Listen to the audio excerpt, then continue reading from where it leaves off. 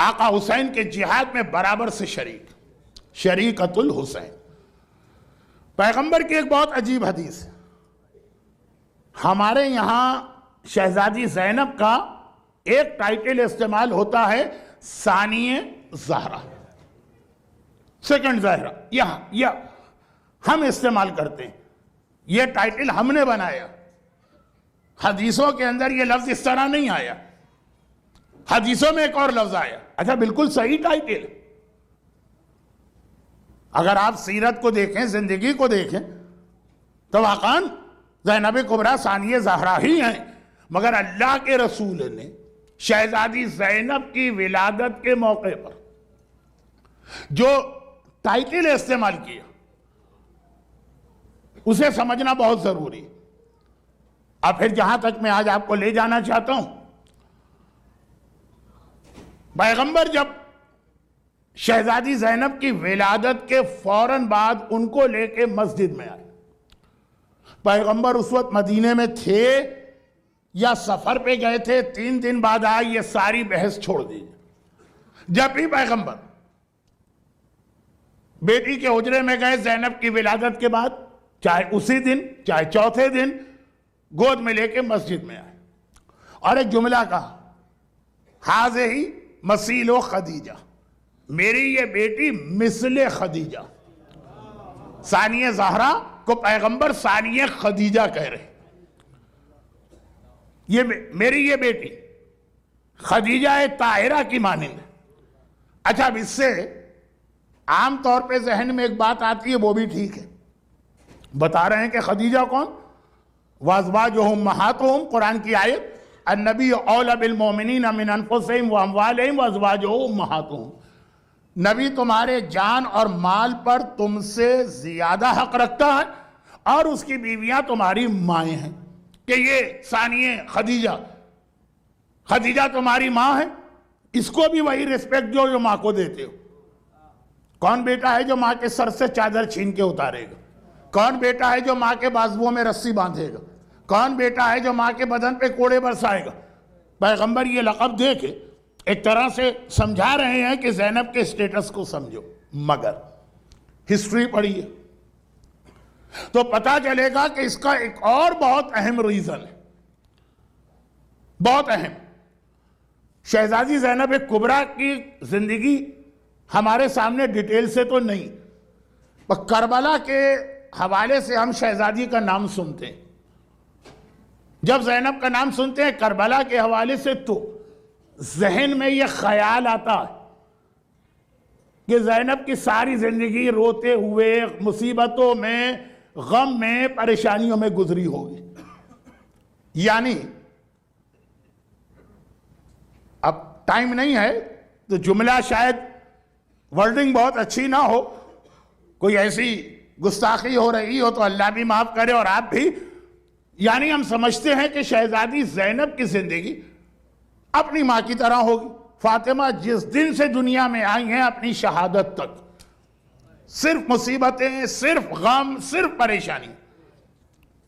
جب ولادت ہوئی سارا مکہ پیغمبر کا دشمن بھی تھا، اور یہ دشمنی اپنے پیک پر پہنچ گئی تھی. اتنا کہ پیغمبر نے پہلی ہجرت یا فرسٹ مائگریشن کا حکم دیا تھا. اسی سال شہزادی پیدا ہوئی. اور پھر تو شیب ابی طالب کے 3 سال اور ماں خدیجہ کا زہر کی وجہ سے انتقال اور مدینے کی ہجرت، اور مدینے پہنچ کر اگر وہ والے ٹارچر ختم ہو گئے جو مکے میں تھے، کوڑا بچھانا، کانٹے بچھانا، کوڑا پھینکنا، باپ کی توہین، وہ سب ختم. تو غربت، فاقے، 2 دن کھانے کو کچھ نہیں، 3 دن حسنین کے لیے غذا نہیں. یہ اسی طرح شہزادی کی زندگی کے 18 سال گزرے، چاہے مکے میں ہو چاہے مدینے میں، چاہے بابا زندہ ہو تب چاہے بابا کے بعد. بابا کے بعد تو صبت علیہ مصائب لو انہا کی منزل آ گئی. شہزادی کی پوری 18 سال کی زندگی، باپ کے گھر میں ہو تب بھی، شوہر کے گھر میں ہو تب بھی. ٹھیک، ایک رول ماڈل ہے فاطمہ دنیا بھر کی عورتوں کے لیے. میں پورا ایک تقریباً اشرا پڑھ کے اسی امام باڑے کے اسی ممبر سے جا چکا ہوں. مگر زینب ایسی نہیں تھی. زینب کی زندگی اپنی ماں کی طرح سے سیرت کی بات نہیں ہو رہی ہے. سیرت تو زینب کی وہی ہے جو ماں کی واقعات، جو زندگی میں حالات، جو ایونٹس پیش آئے، وہ زینب کے فاطمہ جیسے نہیں ہیں، اپنی نانی خدیجہ جیسے. خدیجہ کون تھی؟ خدیجہ وہ تھی کہ ایک وقت میں اتنی راحت، اتنا آرام، اتنے عیش، اتنی دولت کہ ملکہ عرب کہلاتی ہیں، عرب کی ملکہ، انڈکلیئرڈ ملکہ. اتنا بڑا ان کا بزنس، اتنے درہم و دینار سونے اور چاندی، خدیجہ کا لباس، وہ ڈیٹیل پڑھ لیجئے. خدیجہ کے گھر کی حالت پڑھ لیجئے.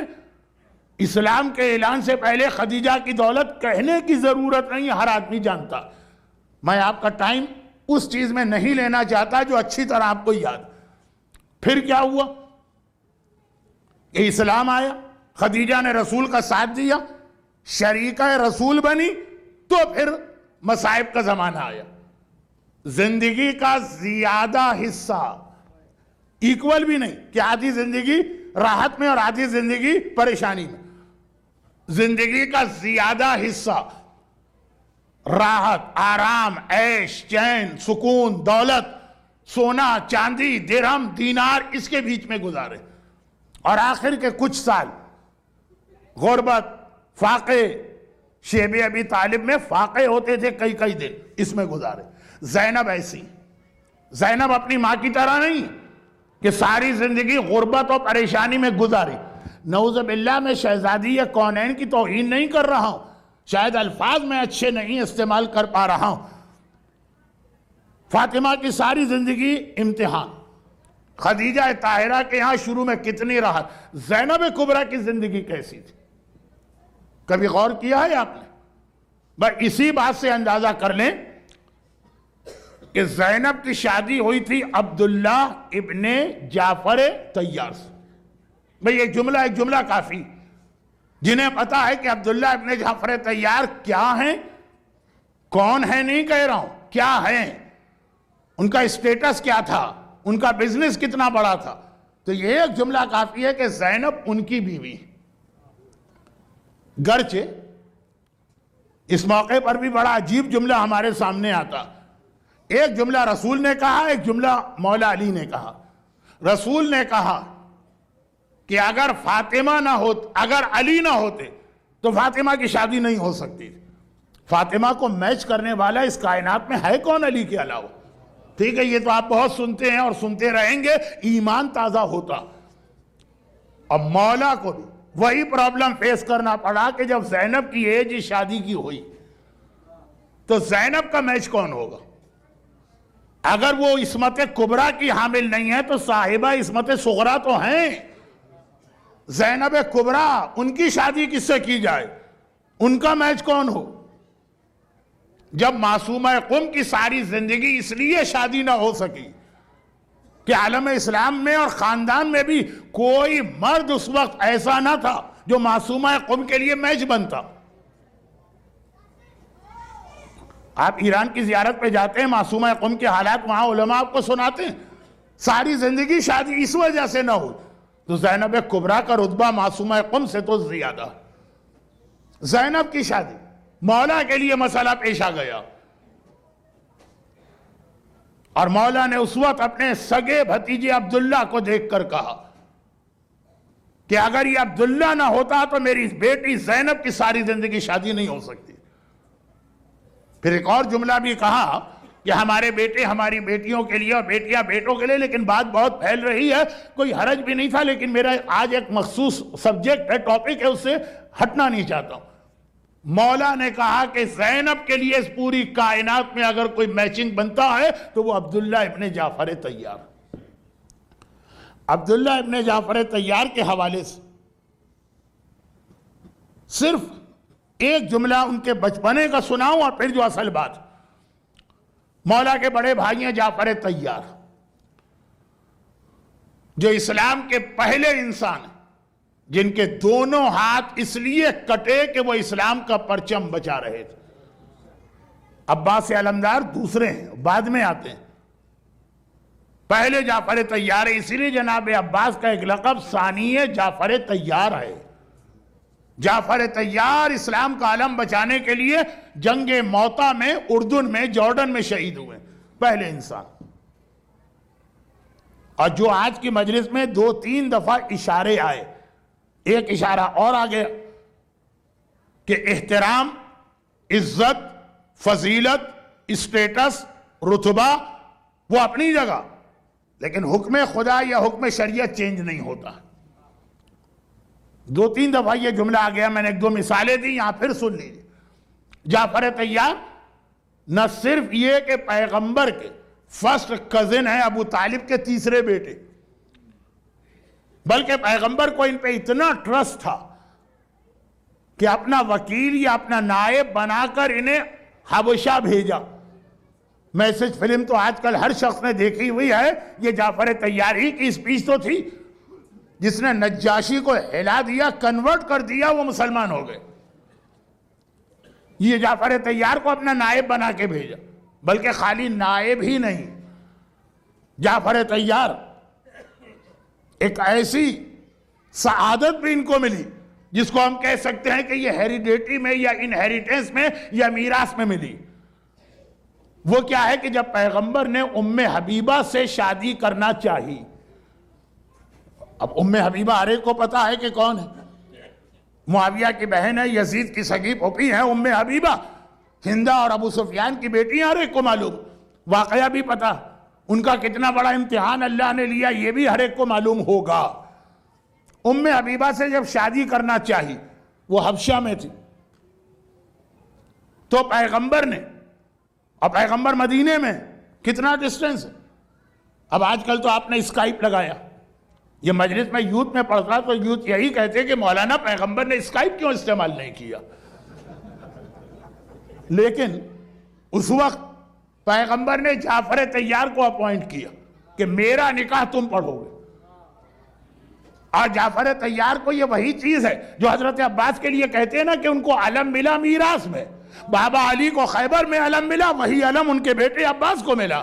جعفر طیار کے لیے میں یہ جملہ کہتا ہوں، یہ نکاح پڑھانے، پیغمبر کا نکاح پڑھانے کا شرف میراث میں ملا ہے. یا باپ ابو طالب نے رسول کا خدیجہ سے نکاح پڑھایا تھا، یا بیٹے جعفر طیار نے رسول کا دوسرا نکاح پڑھایا.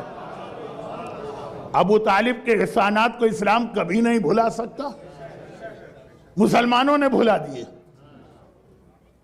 یہ ابو طالب اپنی اولاد کو کس طرح تیار کر رہے ہیں. ادھر دیکھیے تو نکاح ابو طالب پڑھاتے ہیں، یا میراث میں یہ عہدہ پھر ان کے بیٹے جعفر طیار کو ملا. اور ادھر دیکھیے شیب ابی طالب میں 3 سال اہل بیت رسول قید رہے. جعفر علی ہر رات کو ابو طالب علی کو اٹھا کے رسول کی جگہ سلاتے ہیں، رسول کو اٹھا کے علی کی جگہ، کہ رات کو اگر سرپرائز اٹیک ہو تو رسول کی جگہ میرا بیٹا علی سو رہا وہ مارا جائے، رسول بچ جائے. یہ باپ کی وہ تربیت تھی کہ شب ہجرت جب رسول کو اپنے بستر پہ کسی کو سلانے کی ضرورت پڑی، چاروں طرف دیکھا، کہا صرف ابو طالب کا بیٹا علی ہی یہ فریضہ انجام دے سکتا. آؤ علی، جو ابو طالب نے تمہیں تربیت دی، آج اس تربیت کا حق ادا کرو. یہ ابو طالب بیٹوں میں پیغمبر کے حوالے سے یہ ٹریننگ منتقل ہو رہی ہے. جعفر طیار مدینے آ گئے. جب اسلامی حکومت اسٹیبلش ہو گئی، اب حبشہ کی ضرورت نہ رہی، مدینے آئے. کہاں ہے رسول اللہ؟ کہاں ہیں؟ لوگوں نے کہا وہ تو خیبر گئے ہوئے ہیں، جنگ خیبر ہو رہی. خیبر کی لڑائی تاریخ اسلام کا کتنا اچھا، دلچسپ، عید جیسی خوشی والا واقعہ ہے خیبر. لوگ سنتے ہیں تو مومنین کے چہرے پہ مسکراہٹ آ جاتی خالی خیبر کا لفظ سننے سے. میں کم پڑھتا ہوں، نہیں پڑھتا ہوں، خاص طور پر اس عمر میں. جو میرے مرحوم استاد ایک جملہ کہتے تھے وہی جملہ نقل کر کے آگے بڑھوں. وہ بھی یہی کہتے تھے کہ بیٹا بڑھاپے میں ممبر سے اب نہیں پڑھا جاتا خیبر. بڈھا آدمی ہوں، خیبر شروع تو کروں گا، مکمل کر نہیں پاؤں گا، آدھے راستے سے واپس آنا پڑے گا. تو خود ہی کہو گے کہ جب بڈھے تھے خیبر کا حق ادا نہیں کر سکتے تھے تو جانے کی ضرورت کیا تھی.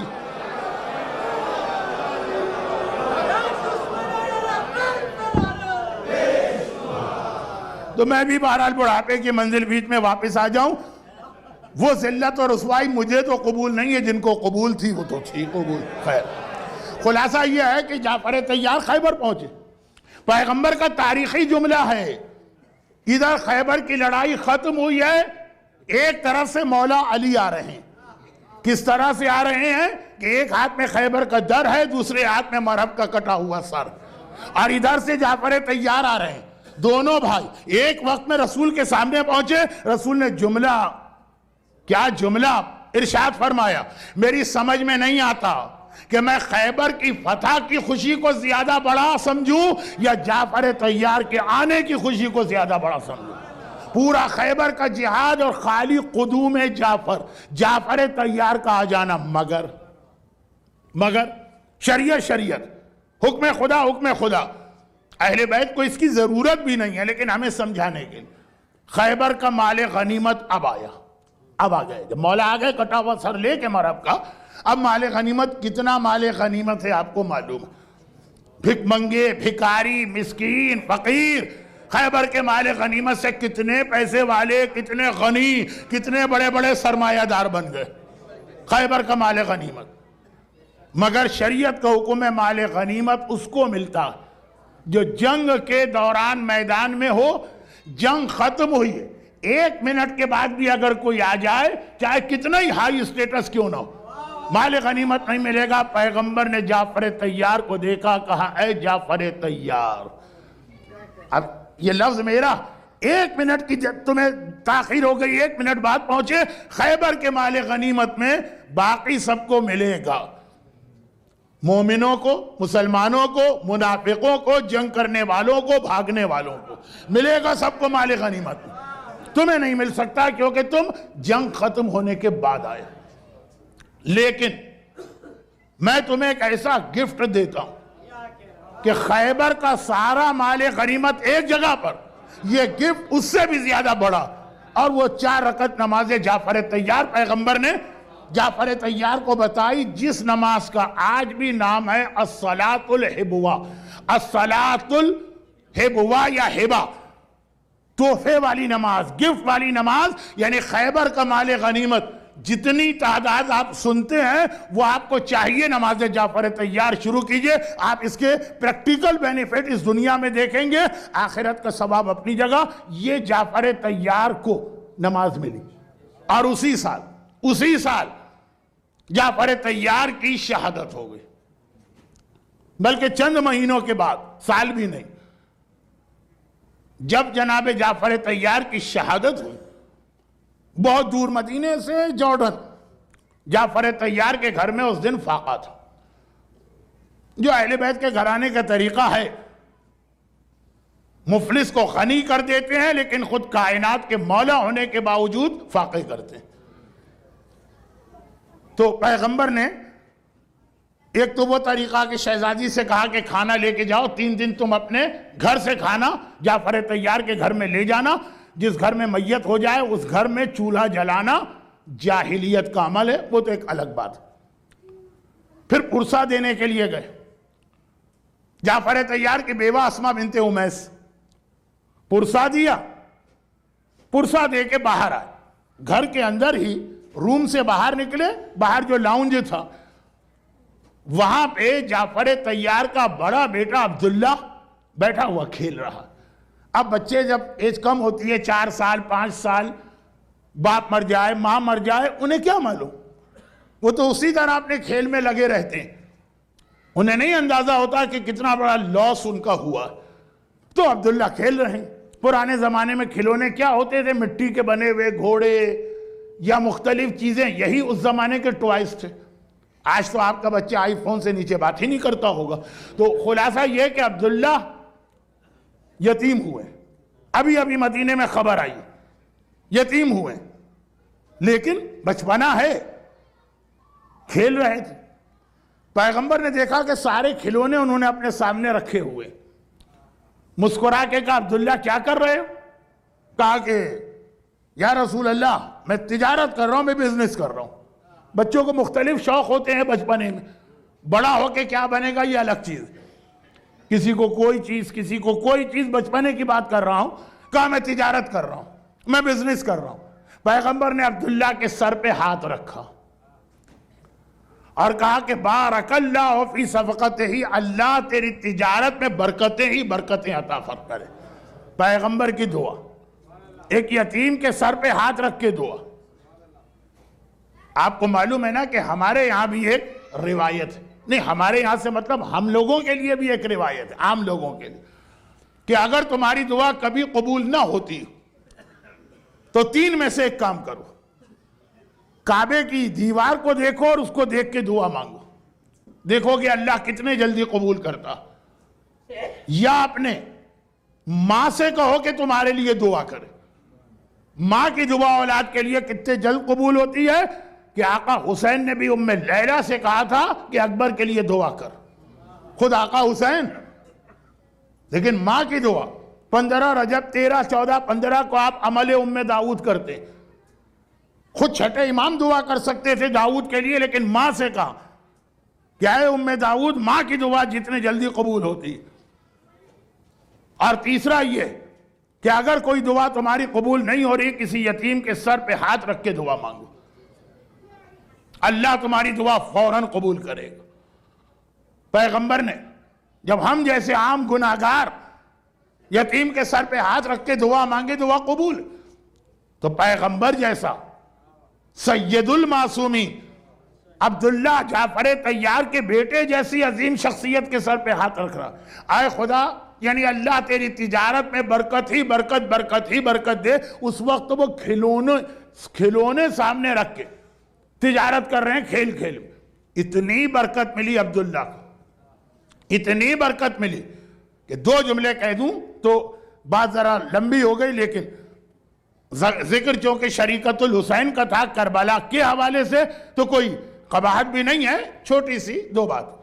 اتنی برکت کہ عبداللہ ابن جعفر طیار اس اسٹیج پر آ گئے جس پہ جناب حاجرہ زمزم کے لیے آئی تھی۔ اتنی دولت لے کے کروں گا کیا، اس کا استعمال کیا ہوگا؟ عام انسان کا پیٹ کبھی نہیں بھرتا، جتنی دولت آ جائے کم لگتی، لیکن ایک وہ منزل آتی کہ جیسے آج کل آپ یہاں دیکھتے ہیں جو بلینرز ہیں وہ چیریٹی سب دے دیا کہ اتنی دولت کس کام کی ہماری۔ عبداللہ کے پاس اتنی دولت آ گئی تھی، حالت یہ تھی کہ حاکم شام معاویہ کبھی کبھار حکومت چلانے کے لیے عبداللہ سے لون لیتا تھا۔ ایک اکیلا آدمی، IMF نہیں، ورلڈ بینک نہیں، ایک اکیلا آدمی، اتنی دولت ہے کہ اسلامی دنیا اگر کبھی بجٹ ڈیفیسٹ میں جا رہا ہے تو عبداللہ سے لون لیا جا رہا ہے۔ عبداللہ پرسنل لون نہیں، گورنمنٹ کو لون دے رہے ہیں، اتنی دولت۔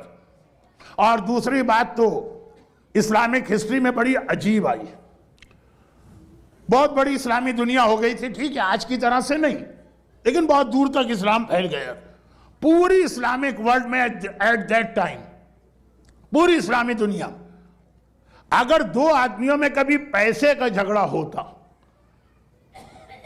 یہاں بہت ہوتا ہوگا اس لیے کہ جہاں بزنس ہوتے ہیں وہاں پہ جھگڑے ہوتے ہیں، لیکن آپ کی کمیونٹی میں نہیں ہوتا ہوگا۔ اللہ نے بہت برکتیں دی ہیں، دولت کے اعتبار سے بھی اور اخلاق کے اعتبار سے بھی۔ یہ میرا ایک اندازہ اور حسن ظن ہے۔ تو اب وہ خلاصہ یہ ہے کہ پوری اسلامی دنیا جہاں 2 آدمیوں میں کوئی ڈسپیوٹ پیسے کا ہو، مثلا کیا ڈسپیوٹ ہے، اے کہے کہ بی سے کہ میں نے تمہیں لون دیا تھا، بی کہے کہ نہیں مجھے نہیں دیا تھا، کسی اور کو دیا ہوگا۔ پرانے زمانے میں کوئی اتنا ڈاکومنٹیشن، لائر، کورٹ، یہ سب تو ہوتا نہیں تھا۔ یا یہ کہ ایک آدمی دوسرے سے کہے کہ میں نے تمہارے پیسے واپس کر دیے، وہ کہے کہ نہیں ملے مجھے واپس، یا تم جھوٹ بول رہے یا تم بھول رہے۔ یا یہ کہ بزنس پارٹنر کے درمیان جھگڑا، تمہارا شیئر میرا شیئر، یا یہ کہ میراث میں جھگڑا، روپے پیسے کے تو بہت سارے جھگڑے ہو سکتے ہیں اور ہوتے ہیں آج کل بھی۔ اور پیسے سے آدمی کو محبت بہت ہوتی ہے، جان دینے کو بھی آدمی تیار ہو جاتا، جیسے ہم لوگ ہیں صاحب ایمان ہیں، مولا جان لے جائیے خمس نہیں دیں گے، یہ پیسے کی تو محبت ہے نا، اور کیا چیز ہے۔ تو انسان پیسے کے لیے تو سگے رشتہ داروں سے تعلقات کاٹ لیتا، کتنے فیملیز ڈسپیوٹ ہمارے پاس بھی آتے ہیں۔ مگر پوری اسلامی دنیا کے اندر یہ ایک ان ریٹن قسم کا لا بن گیا کہ اگر جھگڑا ہو اور دونوں میں سے کوئی پارٹی ایک جملہ کہہ دے اسی وقت ڈسپیوٹ ختم، گلے ملے مسکرائے چلے گئے، چاہے $100 کی بات ہو چاہے $1 ملین کی بات ہو۔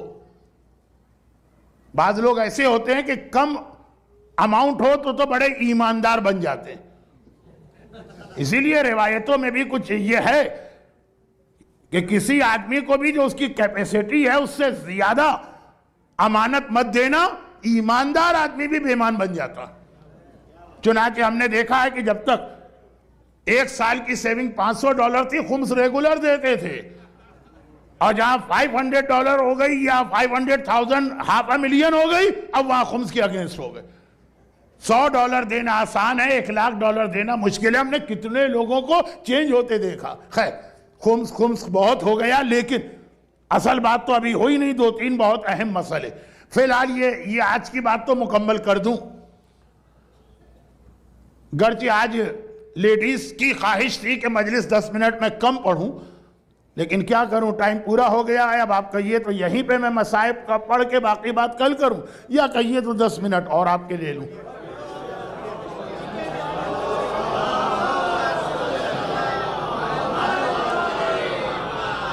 بہرحال لیڈیز کو زحمت ہو رہی ہوگی، لیکن اب مردوں کے لیے اعلان ہے کہ آپ 10 منٹ اور بیٹھیے، خواتین اب چاہیں تو جا سکتی ہیں، لیکن بات یہ ہو رہی ہے ایک جملہ $100 کا جھگڑا ہو تب بھی ایک جملہ کہہ دو ختم، اور $500,000 ملین 2 ملین وہ جھگڑا ہو رہا اور ایک جملہ کہہ دو۔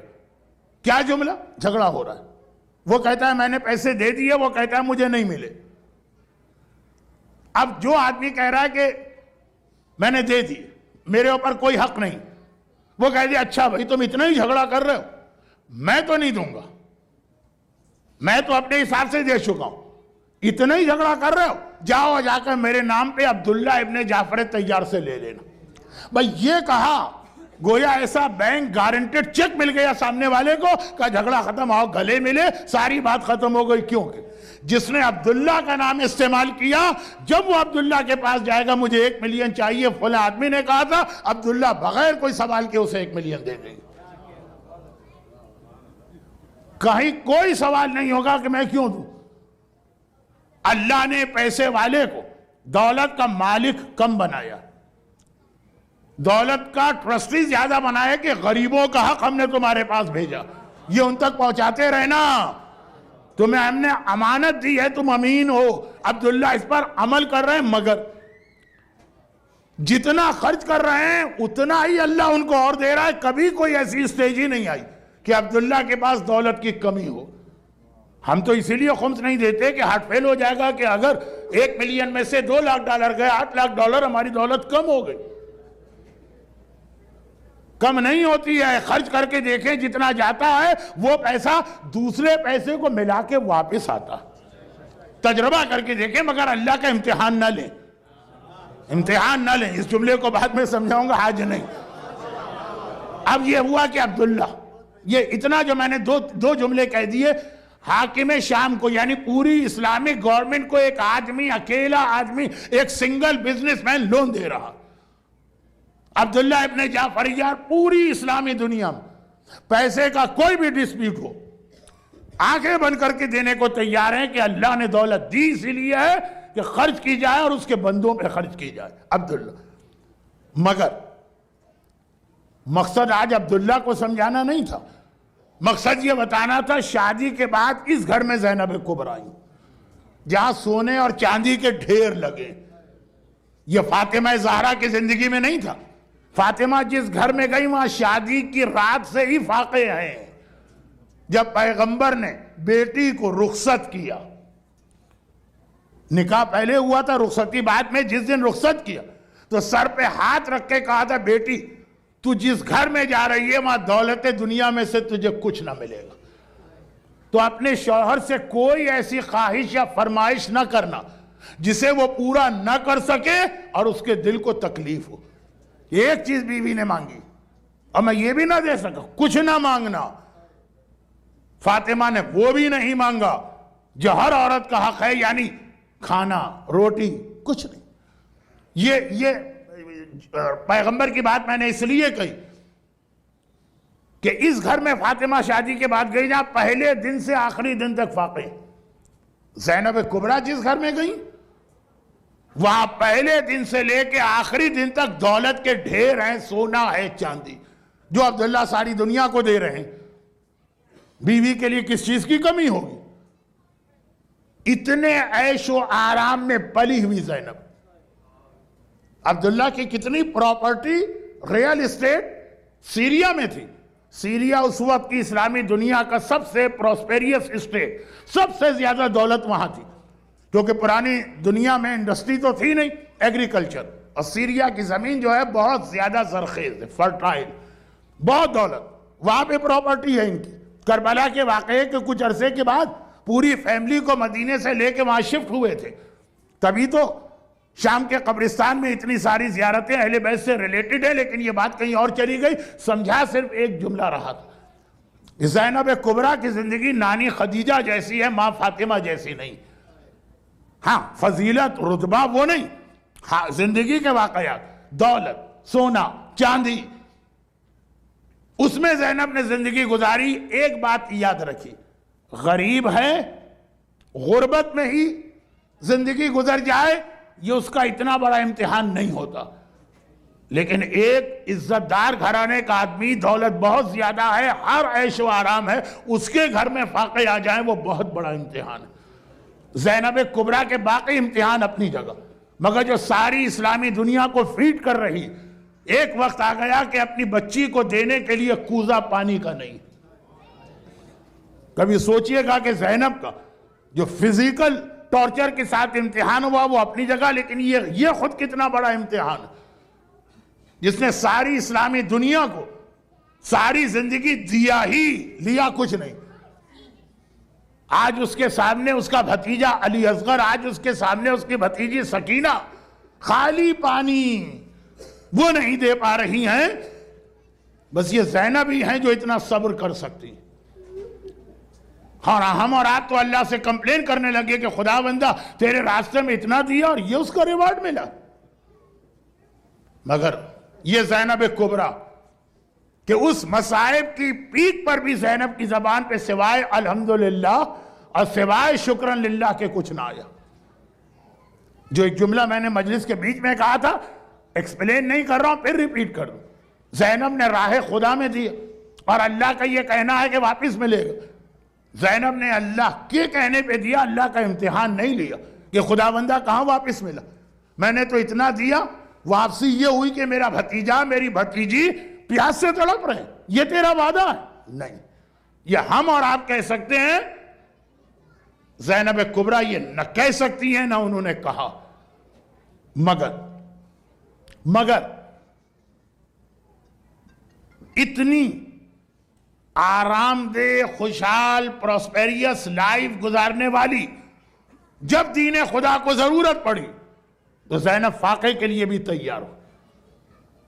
کم از کم زینب کبریٰ کے لیے میں یہ کہہ سکتا ہوں کہ زینب کبریٰ کو کربلا میں جو مصائب برداشت کرنا پڑے وہ ان ایکسپیکٹڈ نہیں تھے کہ بھئی یہ ہے نا کہ پتہ ہی نہیں چلا اور آدمی پہ مصیبت آ گئی. زینب کو پہلے سے معلوم تھا کہ مجھے کیا امتحان دینا ہے. خوشی سے وہ امتحان دینے کے لیے تیار ہو کے گئی تھی. ایک ایسا ہوتا ہے کہ ہم کو پتہ ہی نہیں تھا کہ اتنا بڑا امتحان، ہم چلے گئے، پھر ایک دم پریشانی آ گئی، اب کیا کریں، no choice, no way to return. Zainab Kubra کو پہلے دن سے پتہ بھی تھا، اور بیچ میں کئی سٹیجز ایسے آئے کہ زینب رک سکتی.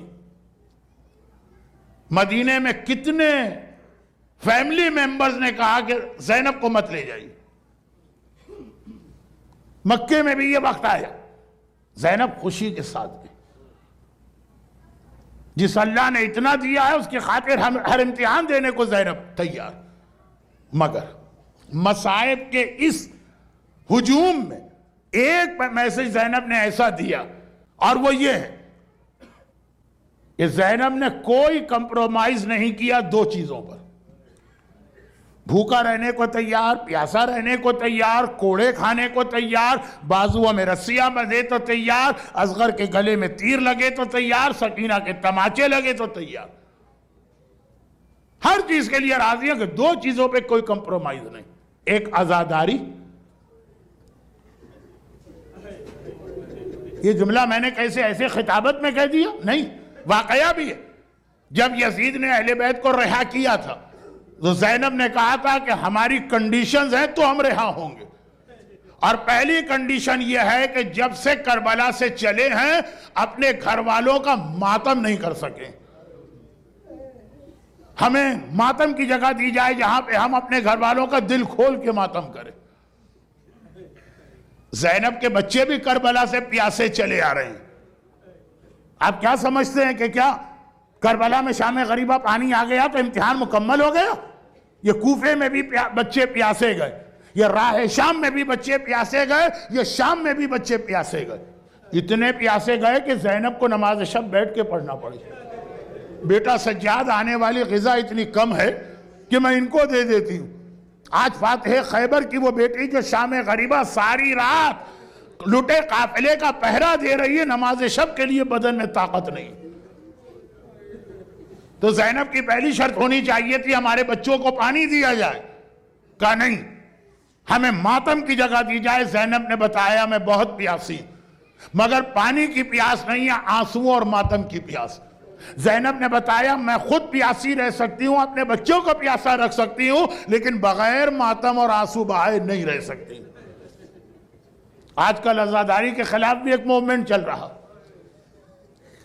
اور ہر خراب موومنٹ سلوگن بڑے اچھے اچھے ہوتے ہیں. اتنا پیسہ کیوں خرچ کیا جا رہا ہے، کسی اور اچھے کام میں خرچ کرو. لیکن یہ چیزیں بعد میں آتی رہیں گی مجلسوں میں. آج بہت زیادہ ہو گئے، 10 منٹ کا وعدہ تھا، 5-6 منٹ ہو گئے ہیں، بس اب مصائب پہ آ رہا ہوں. دو چیزوں پہ زینب نے کمپرومائز نہیں کیا، ایک عزاداری، دوسرا شریعت کے احکام حلال و حرام. ہمارے یہاں عزاداری میں الحمدللہ ابھی بھی ایسے لوگ ہیں نو کمپرومائز.